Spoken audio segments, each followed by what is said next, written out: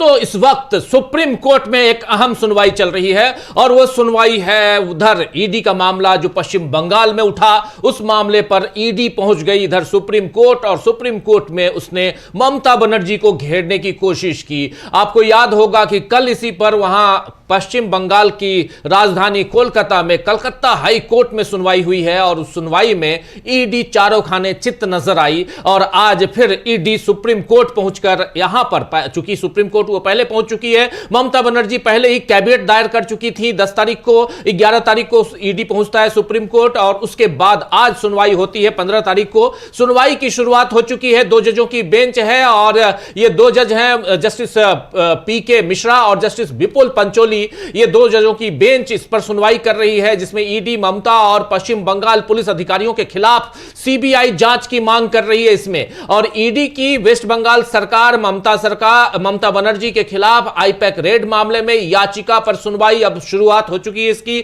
Solicitor general Tushar Mehta और ASG additional solicitor general SV Raju, ये सब ईडी की तरफ से यहां अपनी बात रख रहे हैं और तुषार मेहता कह रहे हैं कि ये एक बहुत ही चौंकाने वाला पैटर्न दिखता है। पहले भी जब भी वैधानिक अधिकारियों ने वैधानिक शक्ति का इस्तेमाल किया, सीएम परिसर में घुस गई और यहां पर भी वही हुआ है कि जब ईडी पहुंचती है जांच के लिए और उसमें भी आईपैक के दफ्तर में, तो सीएम वहां पहुंच जाती हैं आईपैक के जो मालिक हैं, जो ओनर हैं, उनके घर और उसके बाद प्रतीक जैन के घर पर। और लेकिन प्रतीक जैन न सिर्फ आईपैक के कर्ता धर्ता हैं बल्कि प्रतीक जैन टीएमसी के भी वहां पर एक अधिकारी के रूप में है और उनका पूरा का पूरा जो सोशल मीडिया विंग है उसको हैंडल करते हैं, वो उसको देखते हैं और स्ट्रेटेजी बनाते हैं, चुनावी स्ट्रेटेजी खासकर रणनीति तैयार करते हैं। इस मसले पर हमारे साथी अमलेंदु उपाध्याय जी हमारे साथ जुड़े हुए हैं। अमलेंदु जी को भी स्क्रीन पर, अमलेंदु जी आपका स्वागत है। स्वागत इस्तकबाल आप तमाम दोस्त साथी शुभचिंतक आप सबका जो अब तक जुड़ चुके हैं, उनका भी, जो जुड़ने वाले हैं उनका भी इस कार्यक्रम में बहुत ही महत्वपूर्ण दिन आज का सुप्रीम कोर्ट से।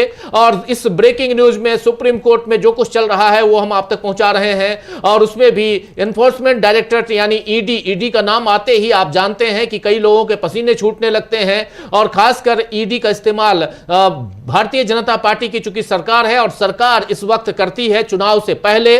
जिन जिन राज्यों में चुनाव हुए उन राज्यों में वहां जो विपक्षी दल है उसके सामने ईडी जाकर खड़ी हो जाती है और ऐसा ही यहां पश्चिम बंगाल में हुआ है। इससे पहले आप याद कीजिए, चाहे छत्तीसगढ़ हो, वहां ईडी की, आज भी जब यह हम चर्चा कर रहे हैं तो छत्तीसगढ़ में एक ईडी की कार्रवाई चल रही है। भूपेश बघेल के ऊपर ईडी की कार्रवाई चली, फिर आपने देखा उधर अशोक गहलोत के ऊपर ईडी की कार्रवाई चली, दिल्ली में आपने देखा कि अरविंद केजरीवाल के ऊपर ईडी की कार्रवाई चली, आपने देखा उधर बिहार झारखंड में आपने देखा कि कैसे ईडी की कार्रवाई वहां हेमंत सोरेन के खिलाफ चली। तो ये सारी चीजें, सारे पैटर्न ये बताते हैं कि चुनाव से पहले कहीं ना कहीं ईडी का इस्तेमाल किया जा रहा है सरकार की तरफ से और उस इस्तेमाल को यहां रोकने की जरूरत है।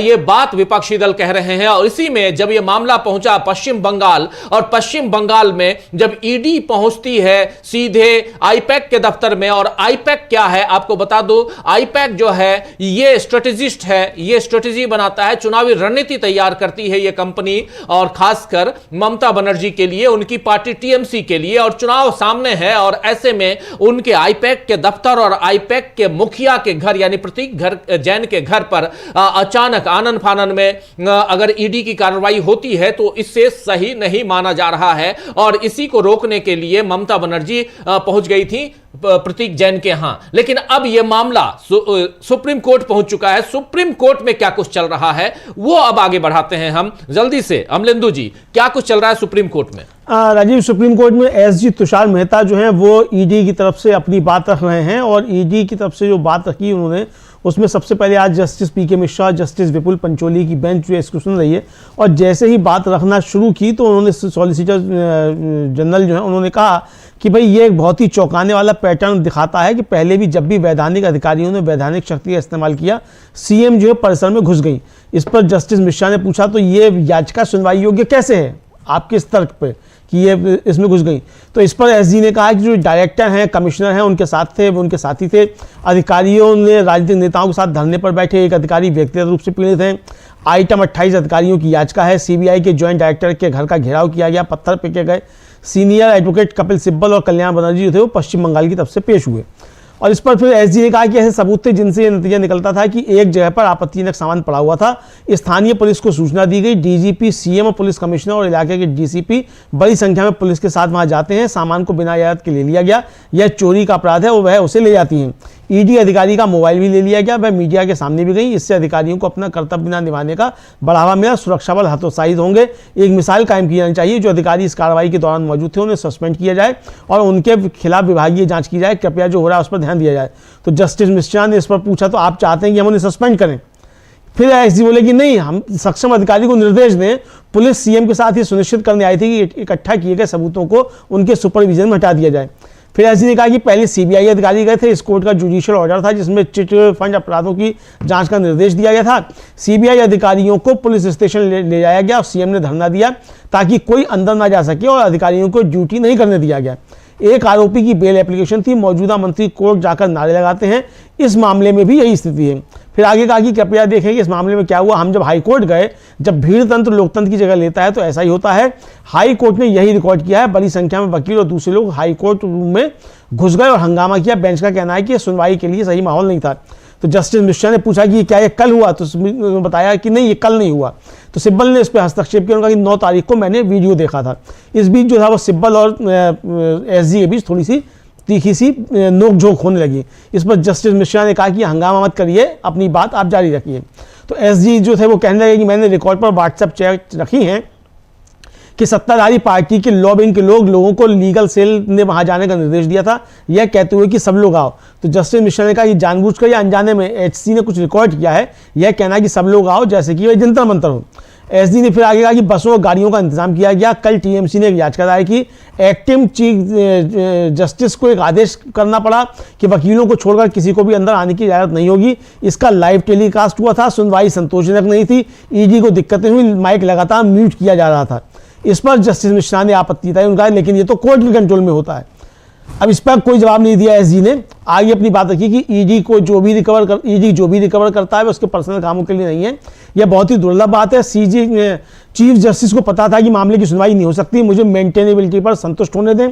पीएमएलए की धारा 8 यह सिर्फ सरकार का एक अंग नहीं है। हम इसी मकसद के लिए मौजूद हैं। हम प्रॉपर्टी अटैच करते हैं, कब्जा लेते हैं। आखिरी फायदा किसे मिलता है? पीड़ित को लॉन्डर किए गए पैसे का फायदा मिलता है।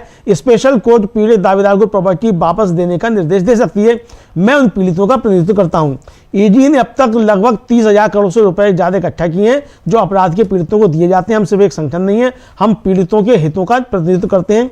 याचिकाकर्ता नंबर 2 एक व्यक्ति है। सीएम पुलिस ने हमारे खिलाफ 3 एफआईआर दर्ज की हैं कि हमने कुछ गैर कानूनी किया, धमकाया। उस एफआईआर के आधार पर उन्होंने सीसीटीवी हटा दी है। बिल्कुल बिल्कुल, बहुत सारी बातें आप बता रहे हैं। यहां पर पश्चिम बंगाल की तरफ से, पश्चिम बंगाल सरकार की तरफ से वरिष्ठ वकील कपिल सिब्बल और कल्याण बनर्जी पेश हुए हैं। कपिल सिब्बल और कल्याण बनर्जी यहां पर आज सुप्रीम कोर्ट में पेश हुए हैं और सॉलिसिटर जनरल भी सामने हैं। और सॉलिसिटर जनरल आप जानते हैं कि तुषार मेहता हैं और तुषार मेहता कह रहे हैं कि ऐसे सबूत मिले थे जिनसे यह निष्कर्ष निकाला कि आपत्तिजनक सामग्री एक परिसर में पड़ी थी। स्थानीय पुलिस को सूचना दी गई। डीजीपी, मुख्यमंत्री, पुलिस आयुक्त और क्षेत्र के इस एरिया के डीसीपी, बड़ी पुलिस टीम वहां गई और उन्होंने अनाधिकृत रूप से सामग्री ले ली। यह चोरी का अपराध है। वो सामग्री ले गई। ईडी अधिकारी का मोबाइल भी ले लिया गया। यह मीडिया के सामने भी गई और इससे अधिकारियों को अपने कर्तव्य का निर्वहन न करने का प्रोत्साहन मिलेगा। पुलिस बल का मनोबल गिरेगा। एक एग्जाम्पल स्थापित किया जाना चाहिए। कार्रवाई के दौरान मौजूद अधिकारियों को निलंबित किया जाए और विभागीय जांच के दायरे में लाया जाए। कृपया इस मामले का संज्ञान लें। यहां पर रोना गाना शुरू है ईडी की तरफ से और उनकी तरफ से, ईडी इन्फोर्समेंट डायरेक्टरेट की तरफ से खड़े हैं तुषार मेहता, और तुषार मेहता कह रहे हैं कि जब ईडी वहां पहुंचती है तो ईडी के सामने मुख्यमंत्री आ जाती हैं, पुलिस डीजीपी आ जाते हैं, पुलिस आयुक्त आ जाते हैं यानी एसपी आ जाते हैं, सुपरिटेंडेंट ऑफ पुलिस, उस एरिया के डीसीपी आ जाते हैं और बहुत बड़ी पुलिस की टीम वहां आ जाती है और अनाधिकृत रूप से यानी यहां से और बिना पूछे हुए वो सारे सामग्री उठा के ये लोग ले जाते हैं, सारे वो डॉक्यूमेंट्स उठा के ले जाते हैं जो ईडी को लेके आना था। ये चोरी का अपराध है, इनका कहना है ये चोरी की गई है। इससे पहले इन्होंने रोबरी की बात कही थी, डकैती की बात कही थी, आज चोरी शब्द का इस्तेमाल कर रहे हैं, जबकि हलफनामा में डकैती शब्द है। और यहां पर कह रहे हैं कि ये सारी सामग्री ममता बनर्जी उठा के ले गई, उनके पुलिस वाले लेके गए और फिर मीडिया के सामने भी ममता बनर्जी चली गई और इससे जो पुलिस का कर्तव्य है वो उसका निर्वहन नहीं हो रहा है, जो ईडी का कर्तव्य है उसका निर्वहन नहीं हो रहा है, इसलिए इसको संज्ञान में लीजिए और उस पर कार्रवाई कीजिए। तो इसके बाद जस्टिस मिश्रा कह रहे हैं, पूछ रहे हैं कि क्या आप चाहते हैं कि हम निलंबित करें, आप चाहते हैं कि हम पुलिस अधिकारियों को निलंबित करें, ये आप चाहते हैं? सॉलिसिटर जनरल कह रहे हैं नहीं, सक्षम प्राधिकार, हम ये नहीं चाहते कि आप निलंबित कीजिए, लेकिन सक्षम प्राधिकारी को निर्देश आप दीजिए। पुलिस मुख्यमंत्री के साथ यह सुनिश्चित करने के लिए आई थी कि उनके द्वारा एकत्र किए गए सबूत उनकी देखरेख में सारे यहां से मिटा दिए जाएं, हटाए जाएं, ये बात कह रहे हैं यहां पर सॉलिसिटर जनरल। और फिर उसके बाद जस्टिस मिश्रा कह रहे हैं कि पहले सीबीआई अधिकारी, माफी चाहूंगा, फिर यह कहा जा रहा है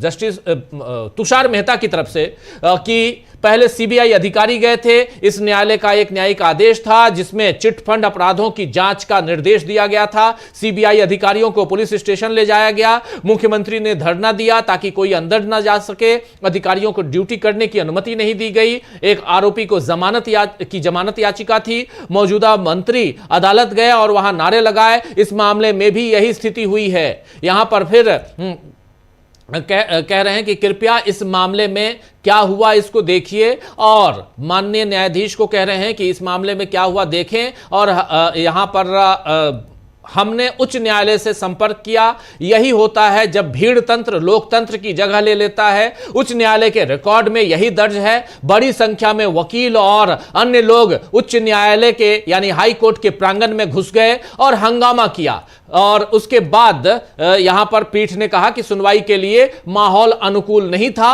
और इसीलिए क्योंकि यह उस दिन हुआ जिस दिन 9 तारीख को वहां हाई कोर्ट में जो सुनवाई थी, उस सुनवाई का यहां पर पूरा डाटा दे रहे हैं, ब्यौरा दे रहे हैं तुषार मेहता।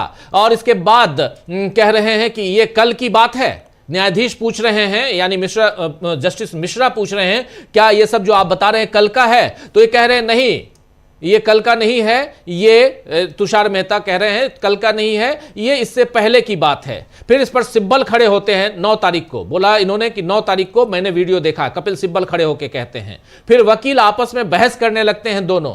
इसके बाद न्यायाधीश मिश्रा यानी जस्टिस मिश्रा कह रहे हैं कि यहां प्लीज यहां हंगामा मत कीजिए, कार्रवाई जारी रखते हैं हम, आप दोनों हंगामा मत कीजिए, आप दोनों यहां लड़ाई मत कीजिए। कपिल सिब्बल और तुषार मेहता के बीच यहां नोकझोंक हो जाती है, शुरू हो जाती है। इस पर इन्होंने कहा कि इसको मत कीजिए। इसके बाद तुषार मेहता कहते हैं कि मैंने व्हाट्सएप चैट रिकॉर्ड पर रखी है जिसमें सत्ताधारी पार्टी के कानून विभाग के लोगों को कानूनी प्रकोष्ठ द्वारा वहां जाने का निर्देश दिया गया था और कहा गया था सब लोग आएं, यानी सब लोगों को यह निर्देश दिया गया कि आप लोग वहां आइए, यानी कोर्ट रूम में आइए। तो यहां पर जस्टिस मिश्रा पूछ रहे हैं जानबूझकर हो या अनजाने में। उच्च न्यायालय ने कुछ तो दर्ज किया है, हाई कोर्ट ने कुछ तो दर्ज किया है, सबको आने के लिए कहा गया, मानो यह जंतर मंतर हो।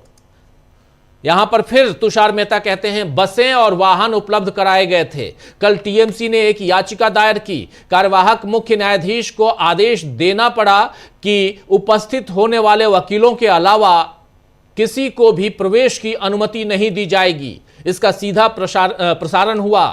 सुनवाई संतोषजनक नहीं रही, ईडी को कठिनाइयों का सामना करना पड़ा, माइक बार बार म्यूट किया जा रहा था। ये सारी बातें कह रहे हैं, इस पर जस्टिस मिश्रा कह रहे हैं, लेकिन ये अदालत के नियंत्रण में है, ये सब कुछ अदालत में होता है, अदालत के नियंत्रण में है, ये बातें वहां कही गई। यानी साफ साफ ये दिख रहा है अमलेंदु जी कि एक बच्चा जो आता है कहता है कि नहीं मम्मी मम्मी उसने मुझे मारा।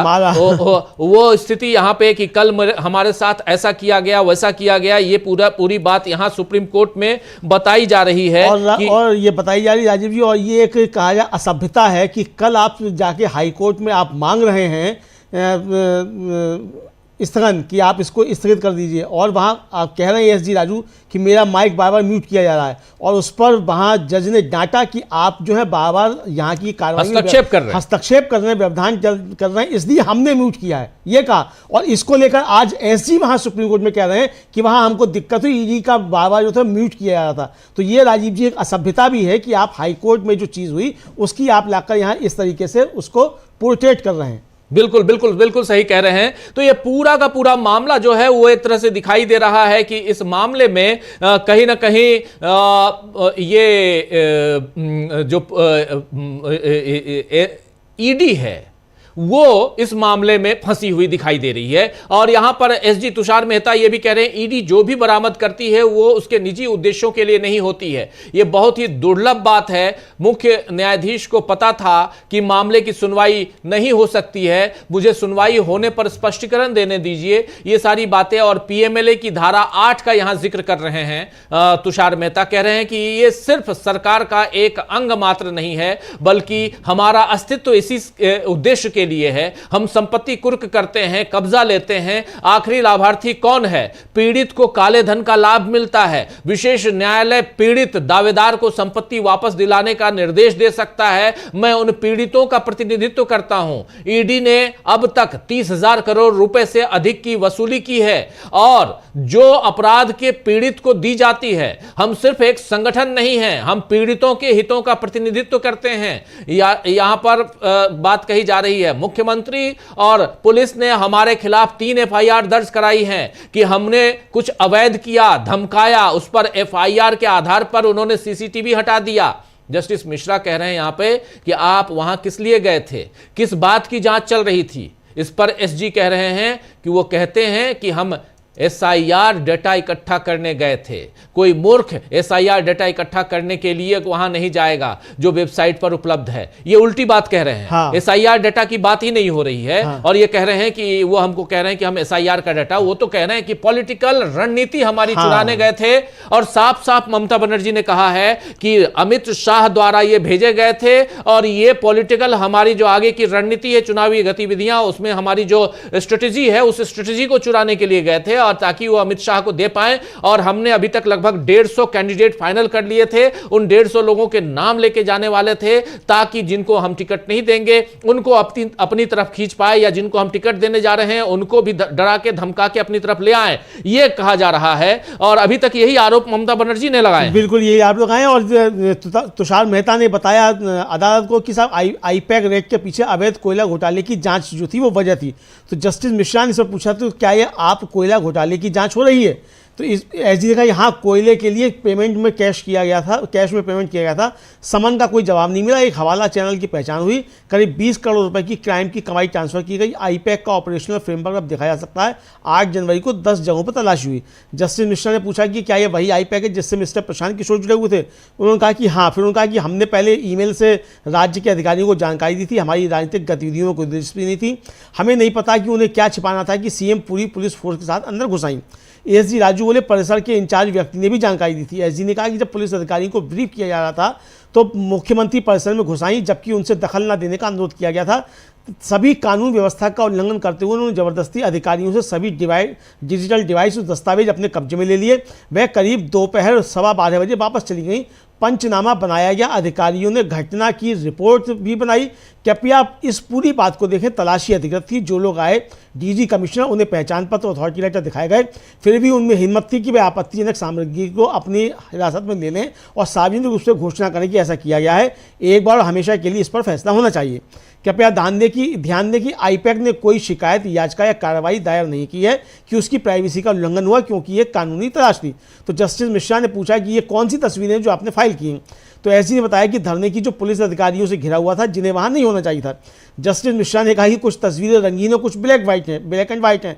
तो कपिल सिब्बल ने हल्के फुल्के अंदाज में कहा कि कुछ सच रंगीन होता है, कुछ ब्लैक एंड व्हाइट होता है। तो जस्टिस मिश्रा ने कहा कि बहुत गंभीर मामला है, हम नोटिस जारी करेंगे, हमें जांच करनी होगी। सिब्बल ने कहा कि पहले मुझको मामले को स्पष्ट करने दीजिए, हर कोई आईपैक को जानता है, अगर हाईकोर्ट सुन सकता है तो आपकी लॉर्डशिप क्यों नहीं सुन सकती है। जस्टिस मिश्रा ने कहा कि हम जिस तरीके से हाई कोर्ट में हो रहा है उससे परेशान है। सिब्बल ने कहा वह दोहराया नहीं जाएगा, कल सुनवाई हुई थी, अगर यह कोर्ट इसे सुनता है तो आपको यह मानना होगा कि हाई कोर्ट नहीं सुन सकता। जस्टिस मिश्रा ने कहा कि हमारे मुंह में शब्द मत डालिए, अनुमान मत लगाइए। तो सिब्बल ने कहा कि इसे हाई कोर्ट को सुनना चाहिए, यानी कि आप इसको हाई कोर्ट को वापस भेजिए, और उसके पास अनुच्छेद 226 का अधिकार क्षेत्र, यही पदानुक्रम है, वे समानांतर कार्रवाई दायर कर रहे हैं। यानी आप हाई कोर्ट में भी जा रहे हैं और सुप्रीम कोर्ट में भी चले आ रहे हैं, जबकि हाई कोर्ट में मामला अभी पेंडिंग है। तो senior advocate doctor Abhishek Manu Singhvi ने कहा कि बिना किसी हंगामे के ईडी ने कल स्थगन मांगा था। फिर इस पर अभिषेक मनु सिंघवी ने कहा कि कोर्ट कहता है कि हम इसे अनिश्चित काल के लिए स्थगित कर रहे हैं, क्योंकि मामला यहां पेंडिंग था, चूंकि सुप्रीम कोर्ट में आ गया था। सिब्बल ने कहा कि आईपैक, हम सब जानते हैं कि पश्चिम बंगाल में चुनावों का प्रबंधन करता है। 2021 में टीएमसी और आईपैक के बीच एक फॉर्मल कॉन्ट्रैक्ट हुआ था। जस्टिस मिश्रा ने पूछा कि पश्चिम बंगाल में चुनाव आयोग कराता है कि आईपैक करवाता है, कौन करवाता है। सिब्बल ने कहा कि सभी चुनावी डेटा गोपनीय होता है और वह सब वहीं रखा जाता है। उम्मीदवारों के बारे में बहुत सारी जानकारी होगी, चुनाव के बीच में वहां खबर क्यों जानी थी। कोयला घोटाले में आखिरी बयान 24 फरवरी 2024 को रिकॉर्ड किया गया था, तब से वे क्या कर रहे थे, चुनाव के बीच में इतनी दिलचस्पी क्यों है। ये सारी जानकारी कंप्यूटर में है, एक बार जब आपके पास जानकारी आ जाती है तो हम चुनाव कैसे लड़ेंगे। चेयरमैन को, यानी तृणमूल कांग्रेस की चेयरमैन ममता बनर्जी को इसे बचाने का अधिकार है और इसलिए वे वहां गई। अगर हम वीडियो दिखाएंगे तो झूठ सामने आ जाएगा। हम भी बहुत परेशान हैं, ईडी को पार्टी ऑफिस के उस हिस्से में क्यों जाना चाहिए जहां सारी जानकारी है। ईडी सुबह 6:20 पर पहुंची, सीएम दोपहर 12 बजे पहुंची और 12:15 बजे चली गई। हम भी बहुत परेशान हैं कि ईडी 2 साल तक इंतजार क्यों करेगी और फिर ऐसी जगह जाएगी जो पार्टी ऑफिस का हिस्सा है। कृपया बीएनएसएस की धारा 105 देखें और कृपया वीडियो रिकॉर्डिंग देखें। यह सरासर झूठ है कि सभी डिजिटल डिवाइस ले गए थे। वह पंचनामा भी देखें, यह सिर्फ पूर्वाग्रह करने का प्रयास किया जा रहा है। 12:05 तक कोई जब्ती नहीं हुई। प्रतीक जैन के लैपटॉप में चुनाव से जुड़ी सारी जानकारी होगी। उसने लैपटॉप और पर्सनल आईफोन ले लिया, बस इतना ही, कोई रुकावट नहीं। यह ईडी द्वारा साइन किया गया है। याचिका का बयान पंचनामे के विपरीत है, यानी आपने जो पंचनामे में कहा वो अलग है और जो आप याचिका लेकर आए हैं उसमें गलत, उसमें दूसरी बात है। आईपैक के पास पार्टी का मटेरियल है, इसलिए ईडी वहां गई थी। ईडी ने जितना हो सका उतना मटेरियल इकट्ठा करने के लिए पूरी तरीके से गलत इरादे से काम किया। बिल्कुल, इसमें बहुत सारी चीजें चल रही हैं और यहां पर सॉलिसिटर जनरल ने साफ साफ कहा कि आईपैक की छापेमारी के पीछे, जो आईपैक में हमने छापेमारी की उसके पीछे अवैध कोयला घोटाले की जांच का हवाला है। यानी अवैध कोयला घोटाला की जांच के लिए यहां से ईडी गई थी और ईडी ने आईपैक के दफ्तर पर और आईपैक के मुखिया के यहां छापेमारी की। इस पर जस्टिस मिश्रा ने कहा कि क्या इस कोयला घोटाले की जांच चल रही है, तो इस पर सॉलिसिटर जनरल ने कहा जी हां, कोयले का भुगतान नगद में किया जाता था, समन का कोई जवाब नहीं मिला, एक हवाला चैनल की पहचान की गई, अपराध की लगभग 20 करोड़ रुपए की रकम हस्तांतरित की गई। आईपीसी की कार्यप्रणाली, आईपैक की कार्यप्रणाली अब देखी जा सकती है और 8 जनवरी को 10 परिसरों में तलाशी ली गई। 8 जनवरी को वहां से 10 परिसरों में तलाशी ली गई, जिसमें से एक आईपैक का दफ्तर था और एक जो था वो प्रतीक जैन का घर था। जस्टिस मिश्रा इस पे पूछते हैं कि क्या ये वही आईपैक है जिससे पहले प्रशांत किशोर जुड़े हुए थे। वकील ने कहा जी हां और सॉलिसिटर जनरल ने कहा जी हां, वही प्रशांत किशोर जो इससे पहले जुड़े हुए थे। मुख्य और उसके बाद फिर यहां कह रहे हैं हमने पहले ही राज्य के अधिकारियों को, ईडी का कहना है कि हमने, ईडी की तरफ से तुषार मेहता का कहना है कि हमने पहले ही राज्य के अधिकारियों को ईमेल द्वारा सूचित कर दिया था। हमें राजनीतिक गतिविधियों में कोई दिलचस्पी नहीं थी। हमें नहीं पता था कि वो क्या छिपाना चाहते थे कि मुख्यमंत्री पूरी पुलिस फोर्स के साथ अंदर घुस आई। और उसके बाद फिर राजू कह रहे हैं, खड़े होते हैं, कह रहे हैं परिसर के प्रभारी को भी सूचित किया गया था। वहां कह रहे हैं, चूंकि राजू भी एडिशनल सॉलिसिटर जनरल भी वहां पे उनके साथ है, तुषार मेहता के साथ हैं, और वो बीच में खड़े होते हैं और तुषार मेहता के साथ हाँ में हाँ मिलाते हुए कहते हैं कि हमने पहले वहां के राज्य पुलिस के प्रभारी को भी सूचित किया था। और इसके बाद फिर सॉलिसिटर जनरल कह रहे हैं कि पुलिस अधिकारियों को जानकारी दी जा रही थी, तभी पश्चिम बंगाल के मुख्यमंत्री ने, ममता बनर्जी ने हस्तक्षेप न करने के अनुरोध के बावजूद परिसर में प्रवेश किया। कानून व्यवस्था के सभी नियमों का उल्लंघन करते हुए उन्होंने अधिकारियों से सभी डिजिटल उपकरण और दस्तावेज जबरन छीन लिए। वो दोपहर 12:15 बजे के आसपास चली गई।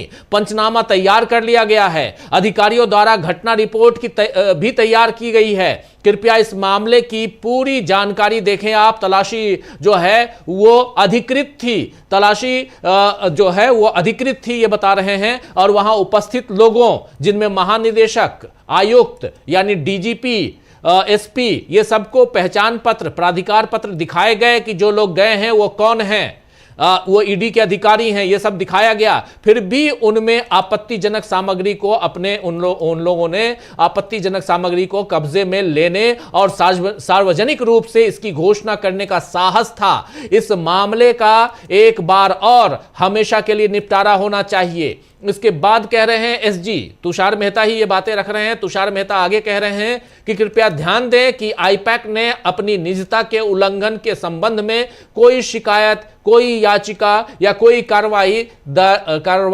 दायर नहीं की है, क्योंकि ये एक वैधानिक तलाशी थी। इसके बाद जस्टिस मिश्रा कह रहे हैं, आपने ये कौन सी तस्वीरें पेश की हैं, क्या आप पेश कर रहे हैं?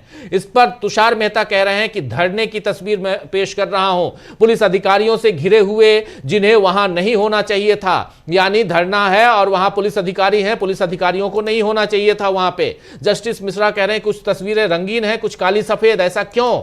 तो इस पर कपिल सिब्बल हल्के फुल्के अंदाज में कहते हैं कि कुछ सच रंगीन होता है और कुछ काला सफेद होता है। इस पर जस्टिस मिश्रा कह रहे हैं बहुत गंभीर मामला है, हम नोटिस जारी करेंगे, हमें जांच करनी होगी। इस पर कपिल सिब्बल कह रहे हैं, पहले मैं कुछ बातें स्पष्ट कर दूं, सभी को आईपैक के बारे में पता है, मगर हाईकोर्ट सुनवाई कर सकता है तो आप क्यों करें? सबको पता है और हाईकोर्ट अगर सुनवाई कर सकता है तो आप क्यों कर रहे हैं सुनवाई? इस पर जस्टिस मिश्रा कह रहे हैं, हाईकोर्ट के रवैये से हम परेशान हैं। यानी हाईकोर्ट के रवैये से सुप्रीम कोर्ट परेशान है, ये जस्टिस मिश्रा कह रहे हैं। हाईकोर्ट का रवैया ठीक नहीं है, यानी कोलकाता हाईकोर्ट ठीक काम नहीं कर रहा है। ये बात सुप्रीम कोर्ट के जस्टिस मिश्रा जी कह रहे हैं यहां पे। और इसके बाद कपिल सिब्बल कह रहे हैं कि ऐसा नहीं होगा, कल सुनवाई हुई थी, अगर यह अदालत इसकी सुनवाई करती है तो आपको यह मानना होगा कि हाईकोर्ट सुनवाई नहीं कर सकता। अगर अदालत अगर इसकी सुनवाई करते हैं तो इसका मतलब आप यह मान लीजिए, आप कह दीजिए कि हाईकोर्ट इसकी सुनवाई नहीं कर सकता है। इस पर जस्टिस मिश्रा कहते हैं, हमारे मुंह में शब्द मत डालिए, अनुमान मत लगाइए। कपिल सिब्बल कह रहे हैं, इसकी सुनवाई हाईकोर्ट को करनी चाहिए, उसके पास अनुच्छेद 226 का अधिकार क्षेत्र है, यही व्यवस्था है, वो समानांतर कार्रवाई कर रहे हैं, पैरेलली आप इसकी कार्रवाई कर रहे हैं। इस बीच डॉक्टर सिंघवी खड़े होते हैं। डॉक्टर सिंघवी भी यहां पर इस मामले में, ममता बनर्जी के मामले में एक उनके सीनियर वकील के रूप में, यानी एक तरफ कपिल सिब्बल, दूसरी तरफ अभिषेक मनु सिंघवी कहते हैं कि बिना किसी हंगामे के ईडी ने कल स्थगन का अनुरोध किया था। कपिल सिब्बल भी कहते हैं, पश्चिम बंगाल के चुनाव का जिम्मा आईपैक के पास है, यानी पश्चिम बंगाल में ममता बनर्जी की पार्टी टीएमसी के चुनाव का जिम्मा, उनकी रणनीति बनाने का जिम्मा, ये तमाम चीजें आईपैक के पास है। पार्टी ने 2021 में आईपैक के साथ एक औपचारिक अनुबंध किया था, औपचारिक रूप से एक कॉन्ट्रैक्ट साइन किया था, और उस कॉन्ट्रैक्ट के आधार पर आईपैक को पूरी रणनीति बनाने का अधिकार है। हमारा मानना है कि ईडी को इसकी जानकारी है, ये कह रहे हैं कपिल सिब्बल कि हम जानते हैं, हमारा मानना है कि ईडी को इसकी जानकारी है। इस पर जस्टिस मिश्रा कहते हैं कि पश्चिम बंगाल में चुनाव आईपैक द्वारा कराए जाते हैं या चुनाव आयोग द्वारा, ये पूछ रहे हैं, सवाल कर रहे हैं। इस पर कपिल सिब्बल कह रहे हैं कि आईपैक के पास कई तरह के आंकड़े रखे जाते हैं। जब वो वहां गए तो उन्हें पता था कि पार्टी से संबंधित कई आंकड़े वहां मौजूद होंगे। चुनाव के बीच में वहां जाने की क्या जरूरत थी? कोयला घोटाले की आखिरी जो बयान जो लिया गया था कोयला घोटाले में, वो 24 फरवरी 2024 को दर्ज किया गया था, और ये जनवरी 2026 है। तब से वो क्या कर रहे थे? लगभग 2 साल हो गए। चुनाव के बीच में इतनी उत्सुकता क्यों? अगर आपको जानकारी मिल गई तो हम चुनाव कैसे लड़ेंगे? अध्यक्ष को जानने का अधिकार था, और अगर हम वीडियो दिखाएंगे तो झूठ का झूठ और पानी का पानी, सच का सच साबित हो जाएगा। हम भी बेहद परेशान हैं। ईडी को पार्टी कार्यालय के उस हिस्से में क्यों जाना चाहिए जहां सारी जानकारी मौजूद है? कपिल सिब्बल बीएनएस की धारा 105 का हवाला देते हैं यहां पे, और कहते हैं कपिल सिब्बल कि मुख्यमंत्री द्वारा सभी उपकरण जब्त करने का आरोप झूठा है। यह उनके अपने पंचनामा से प्रमाणित है। यह सिर्फ पूर्वाग्रह पैदा करने के लिए किया जा रहा है। कपिल सिब्बल कह रहे हैं कि पंचनामा के माध्यम से अदालत का बचाव वो कर रहे हैं, यहां पे कह रहे हैं साफ साफ, और कह रहे हैं कि 12:05 तक कोई जब्ती नहीं हुई। प्रतीक जैन के लैपटॉप में चुनाव से संबंधित सभी जानकारी थी। उन्होंने लैपटॉप और अपना निजी आईफोन लिया, बस इतना ही। कोई बाधा नहीं थी किसी ढंग का उनकी जांच में, यानी ईडी की जांच में कोई भी बाधा वहां उत्पन्न नहीं की गई। इस पर ईडी के हस्ताक्षर हैं, देख लीजिए। और उसके बाद उस पंचनामा में ईडी का हस्ताक्षर भी दिखा रहे हैं। याचिका में कही गई बातें पंचनामा के विपरीत हैं, जो याचिका लगाई गई है ईडी की तरफ से। और आईपैक के पास पार्टी सामग्री थी, इसीलिए ईडी वहां गई थी। ईडी द्वारा अधिक से अधिक सामग्री एकत्र करने का यह पूरी तरह से दुर्भावनापूर्ण कृत्य है, यह कहा जा रहा है। उसके बाद जस्टिस मिश्रा कह रहे हैं आपका दावा विरोधाभासी है। अगर उनका इरादा वसूली का होता तो वो जब्त कर लेते, लेकिन कुछ भी जब्त नहीं किया गया। सिब्बल कह रहे हैं वे इसकी तस्वीर ले सकते थे, जब्त करना जरूरी नहीं था। पंचनामा से पता चलता है कि आईपैक कार्यालय या प्रतीक जैन के परिसर में कुछ भी अप्रिय घटना नहीं हुई। जस्टिस मिश्रा कह रहे हैं हमें जांच करनी होगी। बार बार जस्टिस मिश्रा यहां जांच की बात कर रहे हैं। कपिल सिब्बल कह रहे हैं नहीं नहीं, हमें सबूत पेश करने दीजिए। आप जांच की बात कर रहे हैं, हमको सबूत पेश करने दीजिए। जस्टिस मिश्रा कह रहे हैं आप हमें नोटिस जारी करने से नहीं रोक सकते। कह रहे हैं आप हमको नोटिस जारी करने से नहीं रोक सकते। उस पर कह रहे हैं कपिल सिब्बल हम सिर्फ आपको समझा सकते हैं, बाकी तो आपकी जो मर्जी आप करेंगे। यहां पर एक जबरदस्त बहस हो रही है। यह पूरी बात आपके सामने रख रहा हूं। कपिल सिब्बल और जस्टिस मिश्रा के खिलाफ के आमने सामने जबरदस्त बहस हो रही है। और यहां पर सुप्रीम कोर्ट के जस्टिस मिश्रा लगातार ईडी का साथ देते हुए, सरकार का साथ देते हुए, उसका पक्ष लेते हुए दिखाई पड़ रहे हैं और कह रहे हैं कि हमें जांच करना होगा, हमें जांच करना होगा। फाइनली कपिल सिब्बल कह रहे हैं कि यह आपकी मर्जी है, हम तो सिर्फ आपको समझा सकते हैं। हम लेंदु जी यहां ये आगे क्या हो रहा है? हाँ बिल्कुल राजीव जी, ये कहा कि उन्होंने, कपिल सिब्बल ने कहा कि वे उसकी फोटो ले सकते थे, उसे जब्त करने की जरूरत नहीं थी। पंचनामा से पता चलता है कि आईपैक के ऑफिस या प्रतीक जैन के ठिकाने पर कुछ भी गलत नहीं हुआ। जस्टिस मिश्रा ने कहा कि हमें इस पर जांच करनी होगी। कपिल सिब्बल ने कहा नहीं नहीं नहीं, हमको इसको दिखाने दीजिए आप पहले। जस्टिस मिश्रा ने इस पर कहा कि आप हमें नोटिस जारी करने से नहीं रोक सकते। कपिल सिब्बल ने कहा कि हम सिर्फ आपको समझा सकते हैं। 2024 में ईडी कुछ नहीं कर रही थी। क्यों नहीं कर रही थी 2024 से लेकर 2025 तक, पूरा 2 साल जो है, ये उन्होंने कहा। तो जस्टिस मिश्रा ने हल्के फुल्के के अंदाज में कहा कि माननीय एसजी कह रहे हैं, मतलब तुषार मेहता कह रहे हैं, अगर चुनाव के दौरान पैसे की मनी लॉन्ड्रिंग होती है तो इसमें उनकी क्या गलती है? तो एसजी बोले पश्चिम बंगाल में कोई चुनाव नहीं है। तो कपिल सिब्बल बोले अगर एसजी को इतनी जानकारी है तो ठीक है फिर। तो जस्टिस मिश्रा ने कहा कि अभी इसकी सूचना नहीं दी गई है, वह यही कह रहे हैं। कपिल सिब्बल ने कहा तो वह ऐसा कह सकते हैं, यानी कि अभी चूंकि अधिसूचना जारी नहीं हुई है तो इसलिए अभी कोई चुनाव नहीं है, ये उनका कहना है एसजी का। ये जस्टिस मिश्रा ने कहा। कपिल सिब्बल ने कहा कि अगर वो ऐसा कह रहे हैं तो ठीक है, तो वो ऐसा कह सकते हैं। फिर उन्होंने कहा कि उन्होंने मीडिया में दिखाया कि हमने दस्तावेज वगैरह ले लिए हैं। तो जस्टिस मिश्रा ने कहा कि सीजीआई ने बहस के समय के बारे में एक शेड्यूल बनाया था। इस पर एसजी बोले यह भी कहा जाना चाहिए कि वकील ऐसे मामलों पर शो में चर्चा नहीं कर सकते। कपिल सिब्बल ने कहा कि एक सर्कुलर भी जारी करें ताकि आपके अधिकारी अपनी पसंद के पत्रकारों को डिटेल्स लीक ना करें। तो सुप्रीम कोर्ट ने कहा कि यह इसके लिए सही जगह नहीं है। यानी आप जो इस मसले पर चर्चा कर रहे हैं कि वो अपने, चूंकि कपिल सिब्बल जो है वो राजीव जी अपना उनका यूट्यूब चैनल है उस पर शो करते हैं ना, दिल से कपिल, उसमें वो चर्चा करते हैं तमाम जो घटनाएं जो चल रही हैं उस पर, कि इस पर जो है वो चर्चा ना की जाए। ये ईडी का एक तरीके से कहना था। इस पर कपिल सिब्बल ने तंज कसा कि एक सर्कुलर ये भी जारी करें ताकि ईडी के अधिकारी जो है वो अपने पसंद के पत्रकारों को डिटेल्स लीक ना करें, चूँकि वो सूत्रों के हवाले से जो खबरें आई आती हैं ईडी की तरफ से, तो वो जो है वो खबरें जारी ना हो। ये कपिल सिब्बल ने कहा। सुप्रीम कोर्ट ने इस पर कहा कि ये इस मामले के लिए ठीक जगह नहीं है। जी बिल्कुल बिल्कुल, कपिल सिब्बल यहां अपनी बात रख रहे हैं। कह रहे हैं 2024 में ईडी कुछ नहीं कर रही थी। 2024 पूरा बीत गया।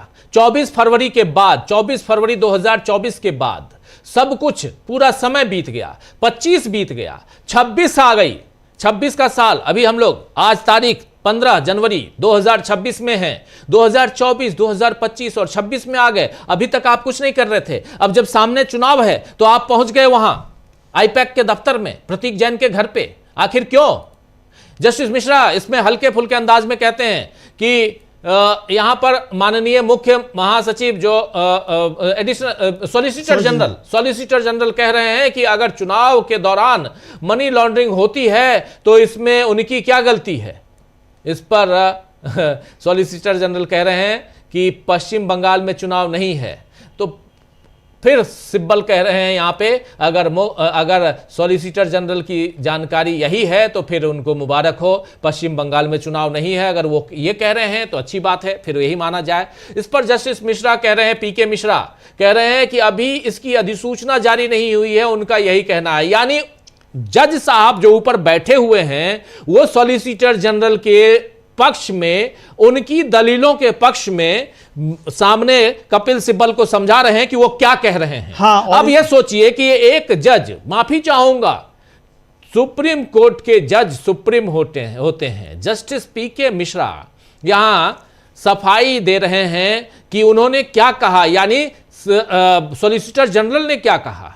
अभी इसकी अधिसूचना नहीं है, उनका यह कहना है। सिब्बल कह रहे हैं फिर तो वो ऐसा कह सकते हैं, तब तो जैसा वो कह रहे हैं, क्योंकि कपिल सिब्बल यहां थोड़ा नाराजगी जताते हुए नजर आते हैं। यहां पर तुषार मेहता कह रहे हैं उन्होंने मीडिया में वो दस्तावेज आदि दिखाए जो हमने जब्त किए हैं, मीडिया में भी दिखा दिया है। इस पर जस्टिस मिश्रा, पीके मिश्रा कह रहे हैं कि मुख्य यहां पर तुषार मेहता द्वारा जारी एक परिपत्र है जो लागू होना चाहिए, वकीलों के लिए बहस करने की समय सीमा के संबंध में है। यहां पे कहा जा रहा है, नहीं तुषार मेहता नहीं, सीजेआई की तरफ से कि वकील कितनी देर बहस करें। सॉलिसिटर जनरल कह रहे हैं ऐसे मामलों पर मीडिया साक्षात्कार पर रोक लगाने वाला एक परिपत्र भी होना चाहिए। कह रहे हैं कि मीडिया से साक्षात्कार ना हो, मीडिया को कोई बात ना कही जाए, बताई ना जाए, यह भी होना चाहिए। कपिल सिब्बल कह रहे हैं कि फिर एक परिपत्र होना चाहिए कि सीबीआई और ईडी अपनी पसंद के पत्रकारों को जानकारी लीक ना करे। यहां कपिल सिब्बल साफ साफ कह रहे हैं कि जब आप ये कह रहे हैं कि मीडिया से बातचीत ना हो तो एक ये भी होना चाहिए कि ईडी और सीबीआई अपने पसंद के मीडिया में ये जानकारी भी लीक ना करे। अगर कोई अपराध हुआ है तो उसकी सूचना राज्य को देनी होगी। अनुच्छेद 32 की याचिका में यह सब कैसे हो सकता है? जस्टिस मिश्रा कह रहे हैं यहां सब ये सब वहां हुआ है, रिट याचिका में नहीं।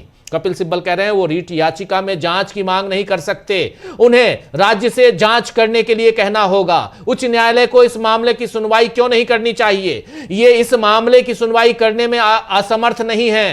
ये कह रहे हैं कि आप यहां पर सुप्रीम कोर्ट में इसकी सुनवाई कर रहे हैं, आप इसको हाई कोर्ट रेफर क्यों नहीं करते हैं? बार बार कपिल सिब्बल कह रहे हैं इसको हाई कोर्ट रेफर कीजिए, हाई कोर्ट में इस मामले की सुनवाई क्यों नहीं करवा रहे हैं? आप क्यों कर रहे हैं सुनवाई? यहां पर फिर तुषार मेहता कर रहे हैं अन्यत्र बहस किए जा रहे हैं मामलों पर। मेरी आपत्ति केवल सिब्बल के संबंध में ही नहीं है बल्कि अन्य लोगों के विरुद्ध भी है। यहां पर कहा जा रहा है, सिब्बल कह रहे हैं मेरे विद्वान मित्र को कोई आपत्ति नहीं होनी चाहिए क्योंकि वो जानते हैं कि यह कानून नहीं है, निर्णय सार्वजनिक संपत्ति है, इस पर चर्चा की जा सकती है। इसके बाद तुषार मेहता कह रहे हैं यहां एक कहानी गढ़ी जा रही है।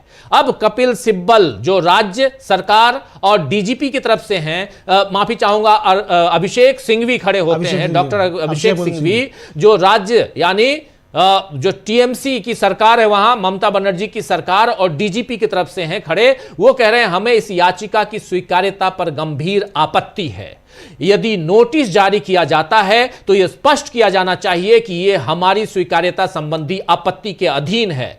ईडी को केवल असाधारण परिस्थितियों में ही प्रवेश की अनुमति है जहां वस्तुतः कोई उपाय ना हो। मैं फोरम शॉपिंग का भी विरोध करता हूं।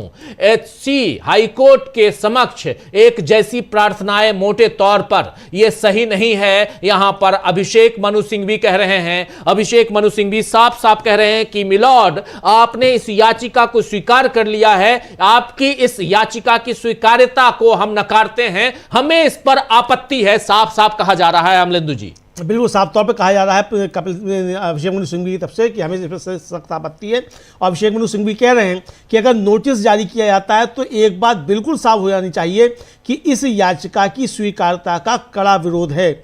इसकी इजाज़त सिर्फ खास परिस्थितियों में दी जाती है जब ईडी पूरी तरह से बेबस हो। मैं पश्चिम बंगाल राज्य और डीजीपी की तरफ से पेश हो रहा हूं। मैं फोरम शॉपिंग का मुद्दा भी उठा रहा हूं, जहां हाई कोर्ट और सुप्रीम कोर्ट में प्रार्थनाएं एक जैसी हैं। हाँ, 9 जनवरी को आपकी एक समस्या थी, लेकिन यह 2 अलग अलग घोड़ों पर सवारी करने का बहाना नहीं हो सकता। कभी कभी भावनाएं काबू से बाहर हो जाती हैं और हम समझते हैं कि कोर्ट क्या कह रहा है। प्रासंगिक टेस्ट जो है वो कल का है, तो सुप्रीम कोर्ट ने कहा कि भावनाएं बार बार काबू से बाहर नहीं हो सकती जी, ये सुप्रीम कोर्ट की तरफ से कहा गया। और कपिल सिब्बल ने इसको लेकर राजीव जी बिल्कुल साफ तौर पे कहा कि सेक्शन 66(2) के तहत अगर कोई अपराध होता है तो उसकी रिपोर्ट राज्य की जांच एजेंसी को देनी होती है।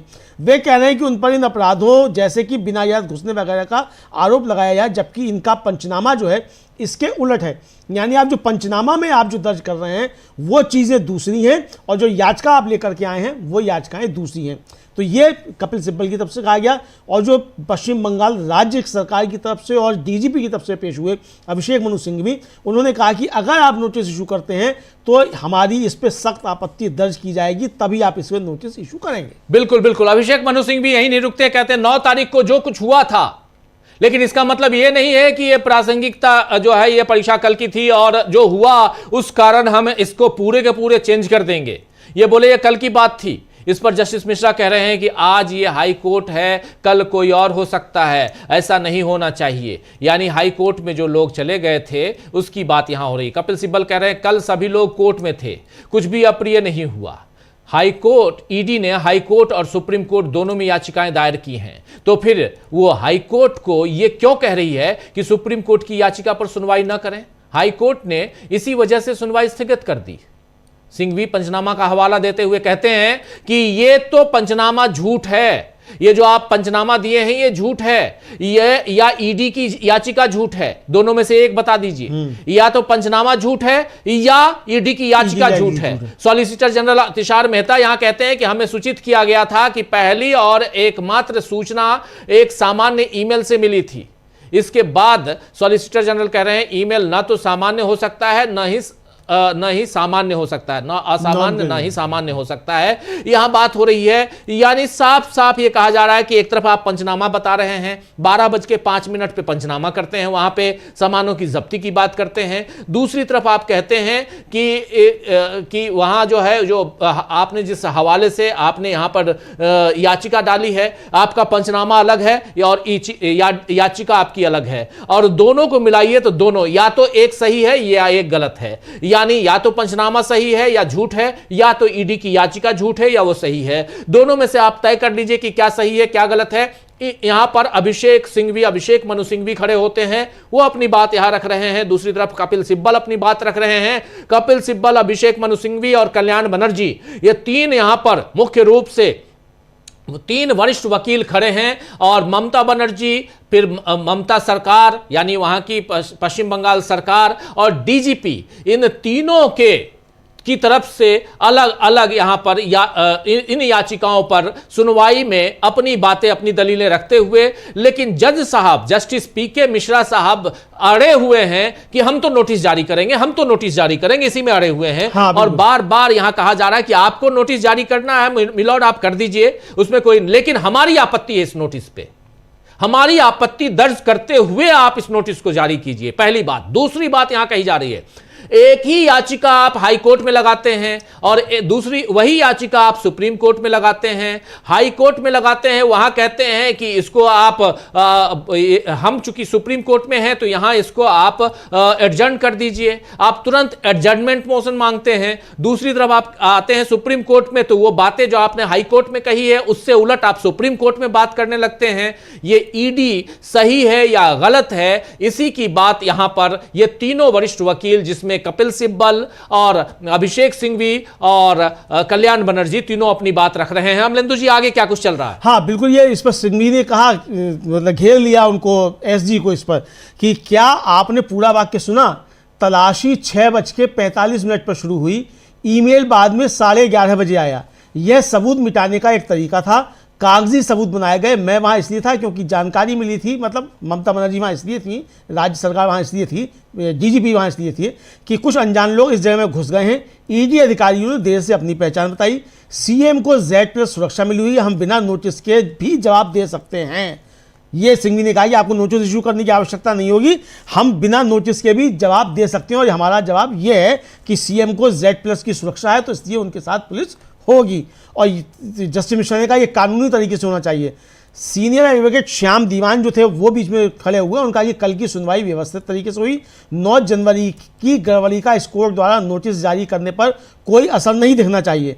एएसजी राजू ने कहा कि सीबीआई जो है एफआईआर दर्ज करने के लिए सिर्फ संज्ञेय अपराध का प्रथम दृष्टया मामला होना चाहिए, किसी जांच की जरूरत नहीं है, आरोपी की बात नहीं सुनी जाती। हमने बहुत सावधानी बरतते हुए प्रतिवादी बनाया है। मुद्दा यह है कि क्या कोई संज्ञेय अपराध हुआ है। माने गए बयानों के आधार पर धमकी, लूट, डकैती का अपराध बनता है। कुछ पुलिसकर्मी हथियारबंद थे, गलत तरीके से रोका गया। अब कौन सी पुलिस होती है जो हथियारबंद नहीं होती है, एएसजी राजू साहब ये भी बता दें जी। क्या ये जो आप जो अपने साथ सीआरपीएफ लेके गए थे जो या सीआईए सब जो भी आप लेके गए थे, क्या वो हथियारबंद नहीं थी? कौन सी पुलिस होती है जिसमें हथियारबंद नहीं होती है राजीव जी? बिल्कुल बिल्कुल, यहां पर बात जब हो रही थी और बीच में एएसजी कूद पड़े, उन्होंने अपनी बात रखना, जब सिंघवी अपनी बात रख रहे थे तो एएसजी बीच में कूद पड़े, तो अभिषेक मनु सिंघवी ने साफ साफ कहा कि क्या आपने मेरा पूरा वाक्य सुना? तलाशी की शुरुआत आपने सुबह 6:45 बजे की है, इसकी शुरुआत की है, यानी 6:45 से आपने तलाशी शुरू की है। ईमेल उसके बाद आप 11:30 बजे भेजते हैं, 6:45 बजे सुबह सुबह आप पहुंच के तलाशी शुरू कर देते हैं और इससे रिलेटेड ईमेल आप कब भेजते हैं? तो 11:30 बजे दिन में भेजते हैं। यह सबूत मिटाने का एक तरीका था। आप पहले जाकर ये सारी चीजें कर लेते हैं, उसके बाद आप आते हैं और आप ईमेल भेजते हैं। ये सबूत मिटाने का एक तरीका था। कागजी सबूत तैयार किए गए। मैं वहां इसलिए था क्योंकि मुझे सूचना, यानी मैं मतलब ममता बनर्जी वहां इसलिए गई क्योंकि ममता बनर्जी और सरकार के पक्ष में खड़े हैं। अभिषेक सिंघवी कह रहे हैं इसलिए था क्योंकि मुझे सूचना मिली थी कि अज्ञात लोग इस जगह पे घुस आए हैं, डीजीपी और डीजीपी के साथ, और ईडी अधिकारियों ने देर से अपनी पहचान बताई। सबसे बड़ी चीज है कि वहां अगर मैं गई तो ईडी अधिकारियों को अपना कार्ड बताना चाहिए था कि हम कौन हैं, लेकिन ईडी के अधिकारियों ने देर से अपनी पहचान बताई। मुख्यमंत्री अभी भी Z+ सुरक्षा प्राप्त हैं, हम बिना नोटिस के भी जवाब दे सकते हैं। जस्टिस मिश्रा ने कहा यह कानूनी तरीके से होना चाहिए, कानूनी तरीके से होना चाहिए, जस्टिस मिश्रा कह रहे हैं। तो इस पर श्याम दीवान खड़े होते हैं, वरिष्ठ अधिवक्ता भी हैं, वो कहते हैं कल की सुनवाई सुचारू रूप से हुई है। 9 तारीख की गड़बड़ी का इस अदालत पर नोटिस जारी करने के लिए कोई दीर्घकालिक प्रभाव नहीं होना चाहिए। एसजी राजू खड़े होते हैं इस पे, कहते सीबीआई एफआईआर दर्ज करने के लिए केवल संज्ञेय अपराध का प्रथम दृष्टया मामला होना चाहिए। यहां पर सीबीआई एफआईआर दर्ज कराने की बात हो रही है और किसी जांच की आवश्यकता नहीं है, आरोपियों को सुना नहीं गया है। हमने एहतियात के तौर पर उन्हें प्रतिवादी बनाया है। मुद्दा यह है कि क्या कोई संज्ञेय अपराध हुआ है। स्वीकार किए गए बयानों के आधार पर धमकी, लूट और डकैती का अपराध बनता है। कुछ यहां पर जो इन्होंने कहा है, धमकी, लूट और डकैती का अपराध ममता बनर्जी पे बनता है, ये कह रहे हैं एडिशनल सॉलिसिटर जनरल राजू। कुछ पुलिसकर्मी हथियार बंद थे, गलत तरीके से रोका गया था, पुलिसकर्मी हथियार बंद थे, ये कहा जा रहा है। लेकिन यहीं पर अभिषेक मनु सिंघवी ने कहा कि Z+ सुरक्षा प्राप्त मुख्यमंत्री जाएंगी तो उनके साथ पुलिस वाले जाएंगे जो हथियार बंद ही होंगे, वो हथियार के साथ ही जाएंगे। मुख्यमंत्री Z+ सुरक्षा के दायरे में आती हैं और वो अगर कहीं भी जाएंगी तो उनका वो जो Z+ सुरक्षा कर्मी हैं वो उनके साथ जाएंगे। वो प्रोटोकॉल है, उस प्रोटोकॉल का पालन करना होगा वहां पे पुलिसकर्मियों को। और आप कह रहे हैं ये डकैती करके चले गए, यानी इनके ऊपर लूटपाट, धमकी और डकैती का आरोप लगाया जा रहा है और इस पर सीबीआई जांच की मांग हो रही है और एफआईआर, सीबीआई की तरफ से एफआईआर दर्ज करने की मांग हो रही है ममता बनर्जी के ऊपर और वहां के डीजीपी के ऊपर, वहां की सरकार के ऊपर। यहां पर दोनों सॉलिसिटर जनरल और additional solicitor general Tushar Mehta और एसबी राजू और इनका साथ देते हुए नजर आ रहे हैं। लगातार आसंदी पर 2 जजों की बेंच में से एक जज जो मुख्य रूप से अपनी भूमिका में है वो है जस्टिस PK मिश्रा, वो अपनी बात यहां रख रहे हैं और कहीं ना कहीं राजू और तुषार मेहता दोनों की बातों में हाँ मिलाते हुए और वो भी जिद पर अड़े हुए हैं कि नोटिस जारी करना होगा हमें, और दूसरी तरफ जिसकी जांच करनी होगी। जांच और नोटिस का मतलब है कि आगे जो डिमांड की जा रही है इधर ईडी की तरफ से, उस डिमांड को फुलफिल करने की तरफ बढ़ा जाए, ये यहां दिखाई दे रहा है। अमलेंदु जी आगे क्या कुछ हो रहा है? हाँ, अब एएसजी राजू जो है वो बीच में कूदते हैं और वो कहते हैं कि सीबीआई जो एफआईआर दर्ज करने के लिए सिर्फ संज्ञेय अपराध का प्रथम दृष्टया का मामला होना चाहिए, किसी जांच की जरूरत नहीं है। आरोपी की बात नहीं सुनी जाती। हमने बहुत सावधानी बरतते हुए प्रतिवादी बनाया है। मुद्दा यह है कि क्या कोई संज्ञेय अपराध हुआ है। माने गए बयानों के आधार पर धमकी, लूट, डकैती का अपराध बनता है। कुछ पुलिसकर्मी हथियार बनते हैं, गलत तरीके से रोका गया था। अगर संज्ञेय अपराध हुआ है तो एफआईआर जरूरी है। शिकायतकर्ता के बयानों को देखना होगा। आमतौर पर हमें उस लोकल एरिया में जाना होता है जहां घटना हुई है, लेकिन ये मामला अलग है। यहाँ सीएम आरोपी हैं, वही हैं जिन्होंने चोरी की है। पुलिस कमिश्नर, डीजीपी की मौजूदगी में पुलिस प्रमुख भी इसमें शामिल हैं। राज्य में इस मामले में कोई एफआईआर दर्ज नहीं हुई है जिसकी निष्पक्ष जांच हो सके। सीबीआई जांच का आदेश देना होगा। जी, यहां सीबीआई जांच के आदेश पर टिके हुए हैं, डटे हुए हैं यहां एएसजी यानी additional solicitor general Raju SV Raju कह रहे ये संज्ञेय अपराध है और ये संज्ञेय अपराध होने पर एफआईआर दर्ज करना जरूरी है, अनिवार्य है। मुखबिर के बयानों की जांच करनी होगी। आमतौर पर मुझे घटनास्थल पर जाना पड़ता है, लेकिन ये मामला अलग है। यहां सीएम आरोपी हैं, उन्होंने चोरी की है, डकैती की है, अपराध किया है, धमकाया है और इसलिए उनके ऊपर एफआईआर दर्ज होनी चाहिए। पुलिस कमिश्नर, डीजीपी और पुलिस प्रमुख की मौजूदगी में यह सब हुआ है। इस मामले में राज्य में कोई एफआईआर दर्ज नहीं की गई है जिसकी निष्पक्ष जांच हो सके। सीबीआई जांच का आदेश आपको देना होगा मिलॉर्ड।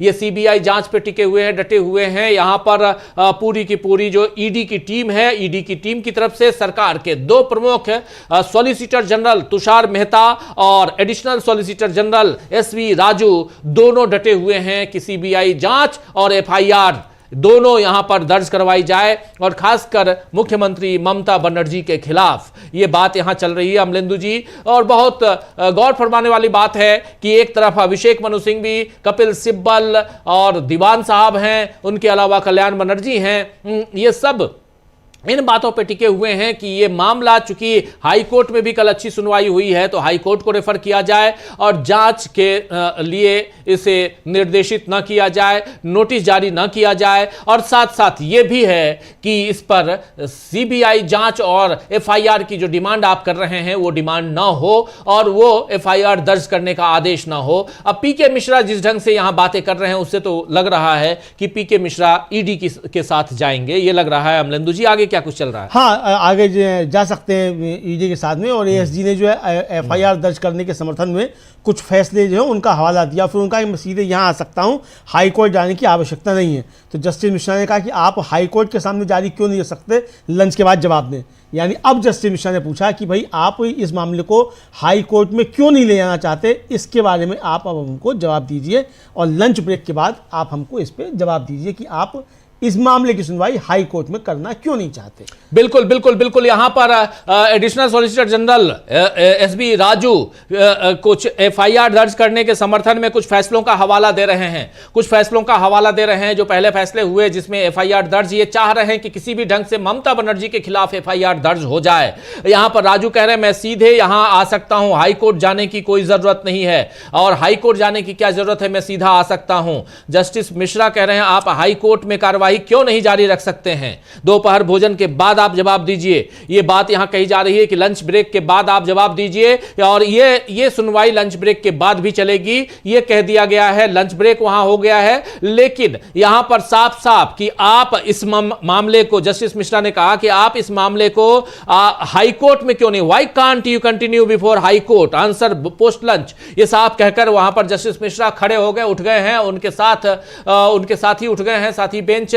लेकिन महत्वपूर्ण है यहां पर कि दो जजों की बेंच इस पे सुनवाई, पंचोली और जस्टिस पीके मिश्रा दोनों सुनवाई कर रहे हैं। विपुल पंचोली, जस्टिस विपुल पंचोली और जस्टिस पीके मिश्रा, दो जजों की बेंच है। पीके मिश्रा के वक्तव्यों से, बयानों से अभी तक तो यही लग रहा है कि पीके मिश्रा ईडी के साथ साथ जाने वाली बात कर रहे हैं।